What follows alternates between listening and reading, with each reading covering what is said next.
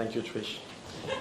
We're going to talk about placenta accreta. Some of you might know what it is, some don't. Don't worry, after the next 20 minutes we know everything about it. And I've called it a ticking bomb, and you'll know why in a second. I'm aligning this topic from the presentation of Professor Caroline Homer last year, when she was talking just about the turning the tide of cesarean sections. Are we too late? Does it matter? She was standing here. And today Zoe talk is following the same principles. And why am I aligning the two topics? Well, this is what we know is happening. Cesarean section rates are increasing.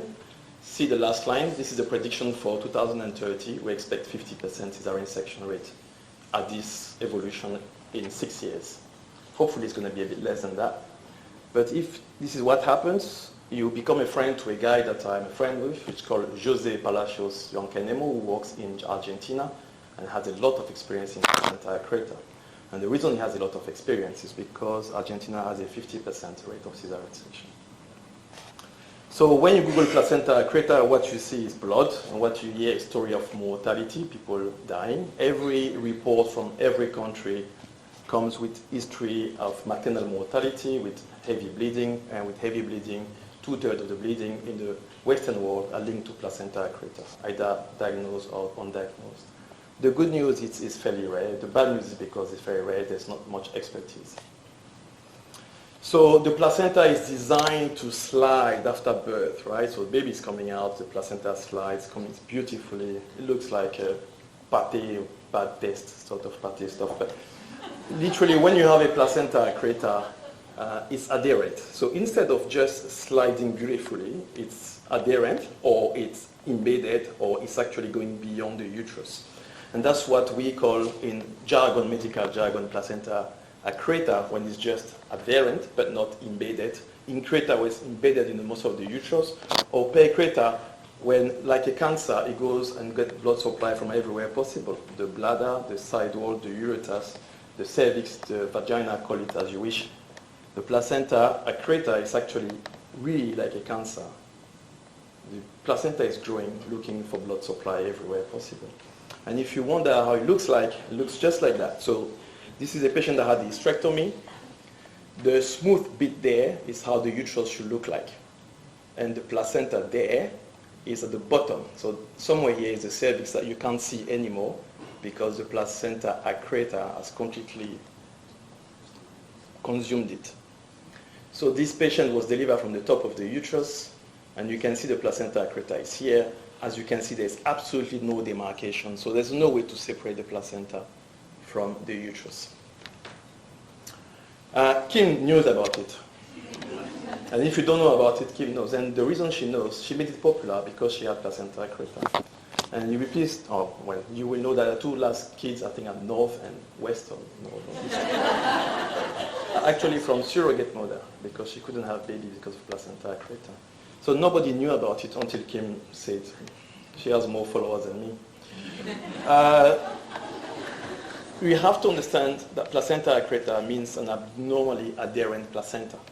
So it is what I've talked about earlier, accreta, increta, percreta, but it's also those situations that we've witnessed so many times. The placenta is coming after birth, tiny bit is staying, gives syntocinon, nothing is coming, have to take her to theater, and the doctor has to get his hand there and grab the placenta, it's coming piecemeal.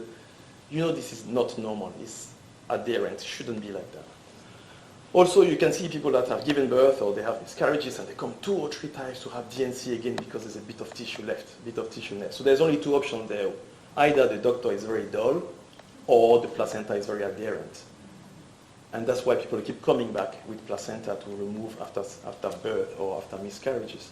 And we're seeing a new disease now that's called a cesarean scar, ectopic pregnancy, whereby people have cesarean section, so many cesarean sections that now, instead of the embryo to fit at the top of the uterus, it goes where the cesarean scar was, and they start developing severe complication of pregnancy. Most of them will become placenta accreta if they survive. So how common is it?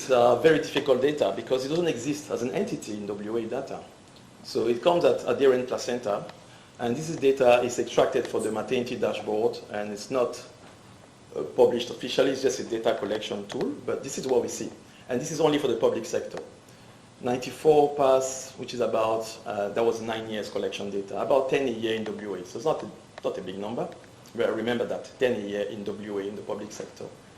So 2/3 of them, so 75, they live at King Edward Hospital, and they are coming from both the private and the public service, which I mean by that if you're in private sector and you see placenta accreta, generally just send you call Matt and you say, Matt, can you get rid of my patient?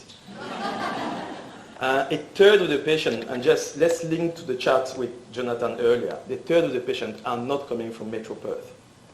So those babies far, far away, we also have mothers far, far away with placenta like that. And so about 7 a day, you say at King Edward, 7 to 10 a days, and that's been like that for a long time. Charles Armstrong, that I've seen here earlier, did a data collection on placenta accreta in 2004. It was about 7 a year. We did further studies, 7 years, but let me just tell you, last year we just had 11 patients with accreta. Who cares? This year we already had 12 patients. We're only in August. So, science. Science, and now I'm going back to the chart of Joanne who said we have to listen. So, listen. This is the voice of the patient. This is a debriefing / complaint / angry / devastating clinic debriefing. Call it as you wish. Please read. So this patient came, and she said, she continued. It looks like a long whinge, didn't it? I had to listen. I had to listen very carefully.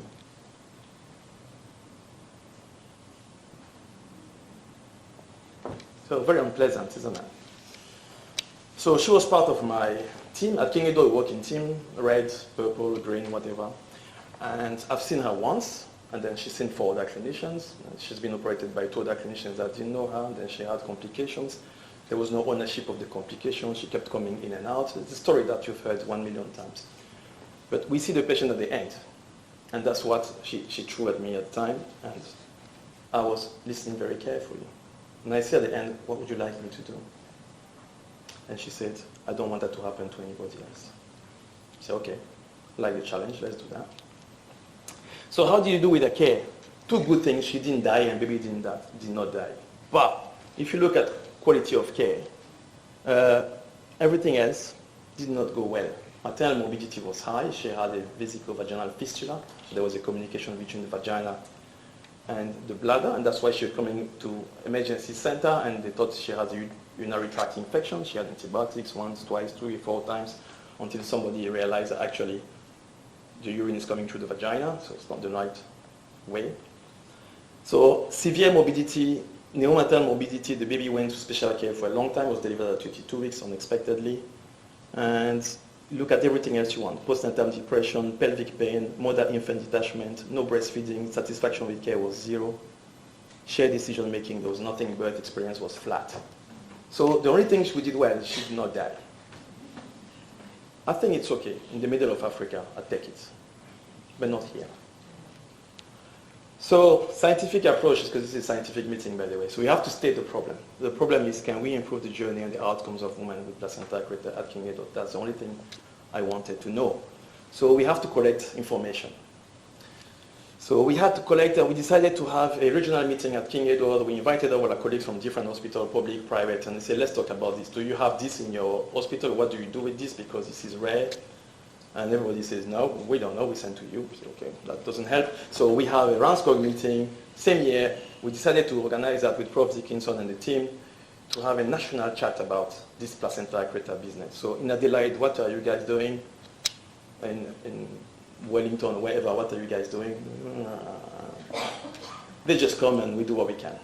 I say, okay, well, probably it's not going to work. So let me ask the staff at King Edward. So we did a questionnaire to the staff. What are we doing? And then we all got the same answers. Everybody is whatever. So there was an ad hoc care sort of pathway. It is rare. It is complex. Nobody really wants to get involved. At the end of the day, the outcomes are rather negative, not pleasant. We decided to do a bit more than that and collect some numbers because people like numbers, except we can never have funding based on numbers because the numbers are low. You see, my colleagues, when they started their presentation, they say, Teleton, worth, blah, blah, blah. You see nothing here. No one's interested. So we look at it for the last 10 years. We say, well, maybe there were 72 patients, 7 a year, coming back to 7 years. 90% of them had at least a previous cesarean section. Nobody died. Good news. Nobody died. No baby, no mother. So that's excellent. We know baby were born a bit early, 35 weeks, and we transfuse quite a lot of red blood cells, about 4 units per patient every operation. Well, now we say, okay, so working solo and ad hoc care is probably not good enough.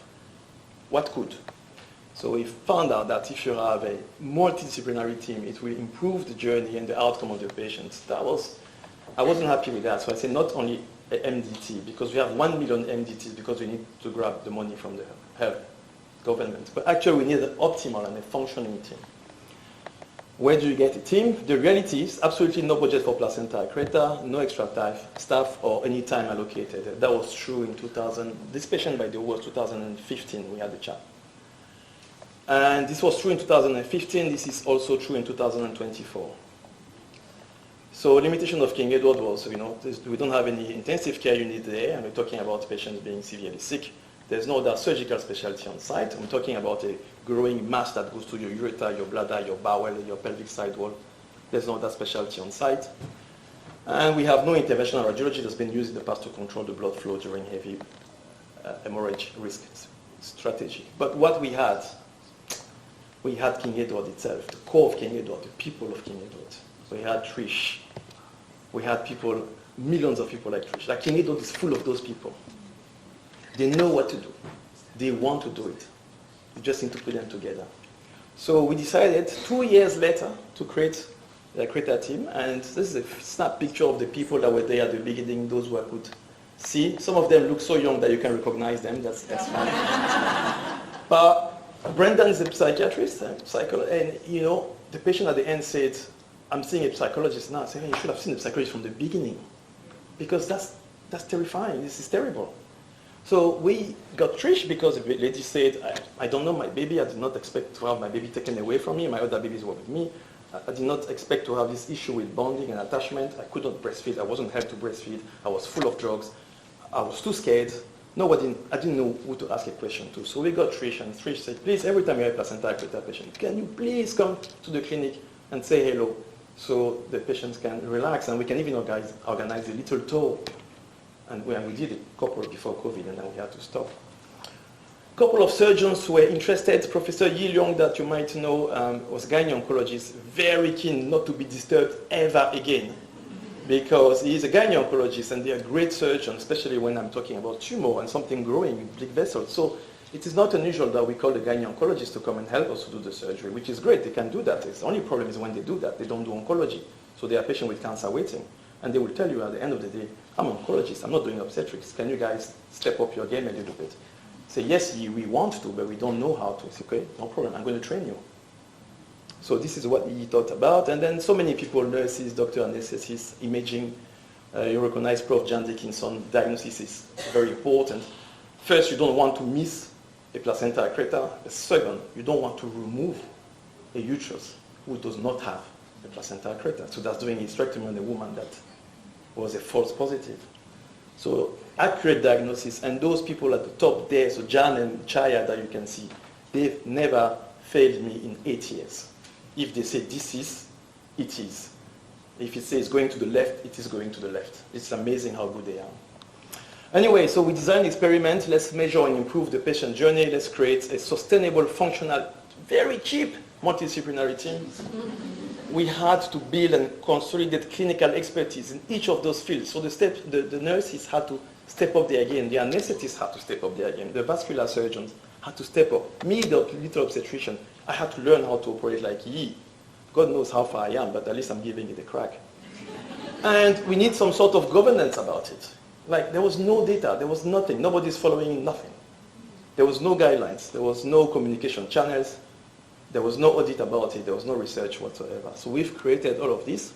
Now, you would love to have a beautiful qualitative data about 1 million patients. You won't have it because they are not 1 million.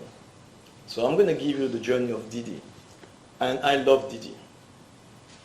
and her husband. Sorry, I love the family. But Didi is a nurse, and she's coming from a country somewhere in Asia. And there's something about Didi that she always called me Doc. Are you okay, Doc? Thank you, Doc. She's saying Doc all the time. I found it very nice, so I really... So I get to share the story of Didi. There are many stories to share, but Didi I've taken. So Didi is a nurse. She was referred by a different hospital. She had a low-lying placenta, so covering the cervix, so baby definitely can't go vaginally. And I suspected placenta accreta. She had a history that is fairly classic, one previous cesarean section, and a couple of DNCs, no more pregnancies so far. That's the only problem she had. So Lily say, why is it different to a normal Caesar, Doc? And she always says Doc at the end. So, well, because it's like a tumor, like a cancer, every time you have neovascularization. See, there are new blood vessels that don't exist. That you can look at an anatomy book and say, I'm going to see this surgery, and it's going to look like it, because every surgery is different. And then it's friable. And you've seen the primary picture that I showed you earlier. This pate stuff is gelatinous. So if you operate and your finger pokes in it, this is what happens underneath. You can bleed up to 800 mils per minute. Give you an idea, 800 mils per minute, your blood flow is 5 liters. How long does it take to exsanguinate? 7 minutes. This is how fast this can go. So she asked me, how does it look like, Doc? I said, well, I don't know, I'll show you a picture. So you could see vessels there everywhere, and you can see there's absolutely no uterus anymore. That's just a placenta bulging. Or it could look like this, and this is just to show you there are different vessels here, completely different than the previous one. And she's already bleeding there, that's a placenta poking around. So it could look like anything. Of course, she said, but Doc, my last cesarean section was okay. I had no problem. So how did I end up here? And I replied in my head, I didn't tell her, because nothing she can change. But cesarean section is associated with an increased risk of mortality and severe morbidity for mom and for baby. And after a Caesar, subsequent pregnancy shows increased risk of hysterectomy, abnormal placentation, uterine ruptures, stillbirth, preterm birth. And a higher frequency of bleeding, not for blood transfusion, adhesions, intraoperative. It's all known. This is published. It's strong data. I take you back to the second slide that showed where we're heading with cesarean section. And she says, why me, Doc? In all fairness, I just wanted to say, because you're a bit unlucky, but technically speaking, these are the risk factors that people should be aware of. And when you see Google, people die. So she asked me, why are people dying? So the reason they die essentially is because we don't suspect it. That's what happens in the middle of Africa. When I was practicing there, people just die because we don't know. Or there's no recognition of it. So you see it when you scan, but you don't recognize what you're looking at. And let's go back to how vast WA is and how many different sonographers and sonologists we have. And eventually you present as an emergency because you're bleeding. So if you have the wrong surgery, the surgeon goes straight into the placenta. So it bleeds a lot. And then once it bleeds a lot, you're worried about the placenta is making bleed. So you try to pull the placenta. I'm sure you've seen the first picture. The placenta and the uterus are together. They are the same piece. So she bleeds more. And then you kind of wonder whether you need to call for help or not. And you say, yeah, maybe I'm calling, maybe I'm not. Okay, I'm calling for help. And you say to whoever is there, call for help. And say, what do you mean call for help? Okay. And then definitely she needs the uterus to be removed because the uterus and the placenta are one. So you're going to have to do a hysterectomy. It takes a bit of time to get that sorted. And eventually the anesthetist at this point of time is already on his knees.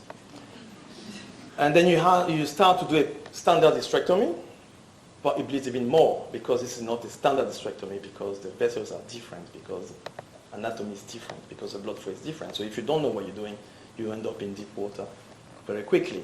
So the next step is then you become coagulopathic, your blood doesn't stop, doesn't clot anymore, and then you become hypothermic, and you get a shock, and then the rest is, that doesn't happen here.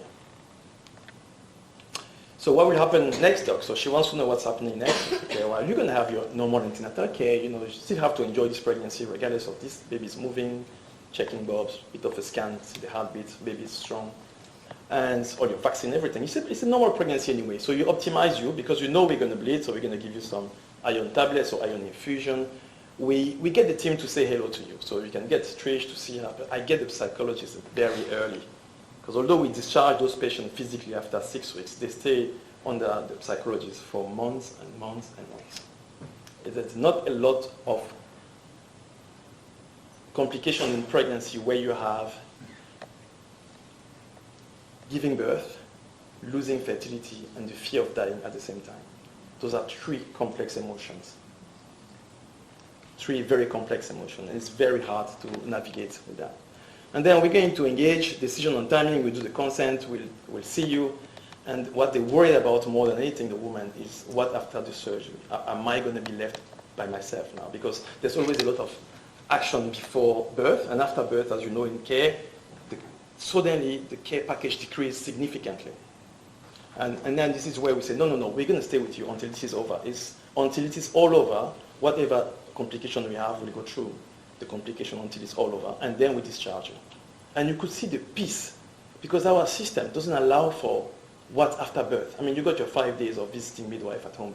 That's pretty it. Am I right to say that? There's no postnatal clinic, there's no postnatal care, nobody cares, delivery is done, hope you go home. So what's on the picture blood? This is the scan where you see all the blood flow. You can see the head of the baby, for those who are very smart, that's the baby's head. And that's the placenta on the way, and these are the blood vessels just behind the bladder. There's no uterus left here, it's essentially placenta. We use a lot of scan, and sometimes we use the MRI, essentially to see if there is an extension to the side, to the bladder, or to the cervix, or sometimes the rectum. And she can ask, what are you going to do after the surgery? And you have those conversations. We're going to have good access. We're going to get the right surgeons. We're going to do your operation. And if it's high risk of accreta, increta, we're going to take your uterus out. Let's start talking about it now. Let's not take you to theater and say maybe, maybe not. That doesn't work in medicine. You have to say, for what it is now, I'm very sorry to say this will be your last baby that you can carry in your womb, because this womb, sadly, is completely attached to your placenta. We cannot separate them. And that's the way it is. And women are intelligent people. They say, okay, I understand. I'm not happy, I'm sad, I'm devastated. It looks like an amputation to me, but I understand. And now they're on board with you. So this is a cystoscopy. When you start the operation, we have a look with the scope in the bladder to see if there is any placenta protruding in the bladder or not. So in this particular picture, you can see abnormal vessels there. Those vessels don't exist in the bladder. The bladder has no vessels, you can see. So those big vessels are coming from this placenta bulging there. So the placenta hasn't gone through, but it has pushed the bladder completely, because there's no uterus. It's pushing towards the bladder. You get new vessels from the bladder. And when you open that same patient, you can see the uterus is there. The yellow stuff here is the bladder, which is covering the placenta. And you can see new vessels here, new vessels. So we now have to remove this bladder from here and dissect it all the way here, clamping all the vessels that are behind the bladder and the thing. So these two pictures here, they look cool for you. It's 2 hours of job. Because you have to keep it dry, because those vessels bleed the hell. Because they are not real vessels, they are neovascularization. So they don't, if you burst them, they bleed. If you don't time them properly, they bleed. If you use any other structure, they bleed. So you have to take vessel one by one to control the blood loss. That's the only way you can achieve that. This uterus sort of things is another picture of a uterus. Now you are expert. So if you're in the country somewhere and somebody wants to deliver a baby and you see something like that, you say, that doesn't look like the uterus. This is bulging. There's a few vessels here that shouldn't be here. Please, let's deliver the baby elsewhere. And if you're in a room, close that. Don't touch that. Pack everything, close, call RLDS, bring her to King Edward. So if you get the guys on the phone, that's the advice we could give to them. And this thing that Christine told me looks like a truss chicken. It's actually what happened to this uterus when you remove it. So all this bulging placenta you could see here is actually all of this. So once more, you can see the size of the placenta is actually the size of the uterus. So you can imagine when you operate that, and look at this patient, there's not much space there. This is the skin on the left and the right. It's a big stuff in the middle of nowhere where with you as a surgeon have limited visual. You can barely see anything. Everything you touch here will bleed for you. And this looks like everything you want. So this looks like a cool picture, but they're not very pleasant. You can see how high the placenta goes here. That's the top of the placenta to here. So the uterus is actually tiny at the top there, entire placenta, and there's no relationship. There's no link between the two, so they have to go together. When you cut, if you cut the placenta to have a look at what's inside, now you can see this is a bit of the uterus there, and this pate stuff there is completely attached to the placenta.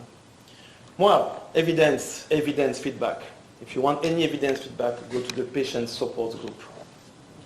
Don't send them your forms to ask if they were happy with the care. Placenta accreta, bladder injury, bleeding, special care baby unit, no attachment, no breastfeeding, and you ask them, are you happy with your care? I think the answer will be no.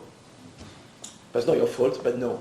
So I'm not asking that. What we do is, they go to the Placenta Previa and Accreta support strain in New Zealand, and we spy them. So I've always got an RMO of some sort that goes to do studies on whatever. And we did a study to find out from the patient whether they like to use patient support group or not, and whether they would like to go to this one. And then we can see what the patients say there. I think for those who come here, they're either very, very happy, as usual, or very, very unhappy. I think normal people don't go to Facebook patient support group. I need a professional consumer engagement. But if you want to see clinical outcome, and we look at 6 or 7 of them, unfortunately we don't have so much time, so I'm just giving you one of them. Remember, in the ad hoc care that we had in the past years, we used to give 4 units of blood after every surgery. Since we started the Placenta Accreta team, we're down to 1.5 units.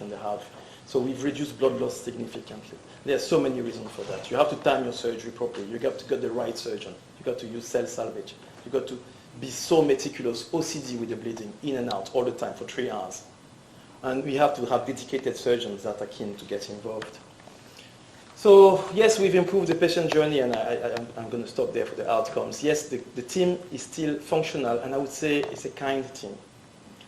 Because the team is so many people, the guys in the lab, etc., they call you after the operation and say, Matt, are you okay? I say, yeah, I'm okay, thank you so much. And we have a good expertise now at King Edward. I'm quite proud of it, and the robust governance is in place. But we got challenges ahead. And we all know the challenges. An increasing number of families will be affected. It's unavoidable. There's an increasing demand now on the King Edward service delivery. When we started this journey, we had 4 surgeons with interest. One is retiring, one has given up because it's too stressful, but we're only 2 left. And there are 40 obstetricians and gynecologists at King Edward. There are only 2 literally interested because it's too scary, it's too tiring, it's too emotionally demanding, it's too physically demanding. Yet, the numbers will increase. So, low surgical number, how do you train surgeons when they have low numbers and high complexity? Those are challenges that we're facing. Soon, I will come with a slide here with Teleton Institute, worth, and everything, and we'll find a solution, because with 0 budget and an increasing demand, with an increasing complexity and a reducing number of interested surgeons, this is, but for those recognized, this is Goldfinger, Sean Connery. And it stopped at 007. Thank you for your attention.